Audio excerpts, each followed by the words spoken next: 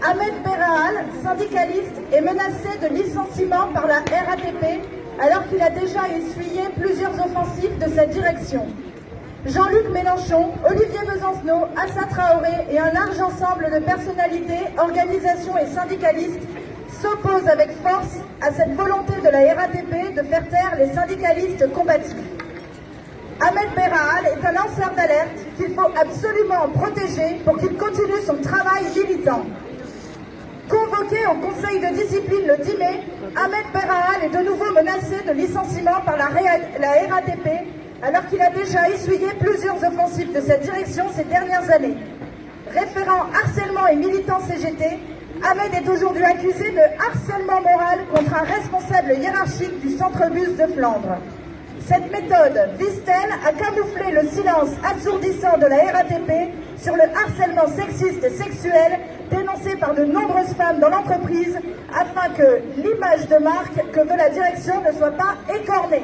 Face à une grossière tentative de déstabilisation d'un syndicaliste combatif, Ahmed a reçu des dizaines de soutiens de conductrices de bus RATP victimes de harcèlement sous toutes ses formes qui n'ont pas hésité à témoigner par des vidéos poignantes. Parce que le harcèlement sexuel n'est pas une fatalité, Ahmed Berraal a décidé d'en parler et de dénoncer ce mal qui gangrène notre société. Un fléau qu'on retrouve dans beaucoup d'entreprises, notamment à la RATP où travaille Ahmed depuis 17 ans. Le féminisme est une cause qu'Ahmed a toujours défendue au sein de la RATP. Garde d'enfants, grossesse, isolement sont autant de problématiques sur lesquelles Ahmed intervient au quotidien pour rendre la vie des femmes au travail plus facile. Il a mis la main à la direction face à ses responsabilités en envoyant la main courante d'une salariée faisant état d'une agression sexuelle qu'elle aurait subie de ce même supérieur hiérarchique qui accuse aujourd'hui Ahmed de harcèlement moral. On lui reproche d'avoir diffusé à sa direction cette déclaration alors qu'il n'a fait que l'alerter en tant qu'élu, secrétaire de la commission santé, sécurité et conditions de travail et référent harcèlement.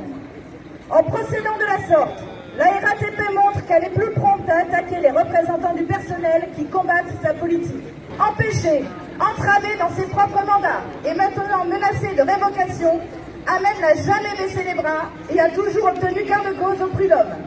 Il est accusé de harcèlement envers sa direction, mais la réalité des faits montre que c'est bien lui qui fait l'objet d'attaques répétées, la RATP allant jusqu'à payer un cabinet d'avocats plusieurs milliers d'euros pour mener une enquête à charge contre lui.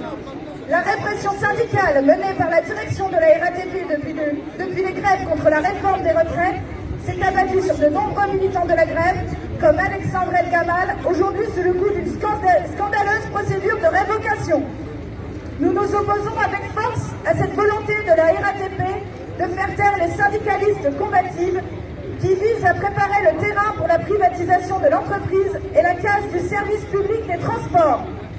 Ahmed Berraal est un lanceur d'alerte qu'il faut absolument protéger pour qu'il continue son travail militant. Il a donné sa vie au militantisme, à la cause féministe, en tant que syndicaliste de terrain, et rien que pour ça, nous devons tous nous mobiliser pour faire valoir le bon droit face au cynisme de sa direction. Merci.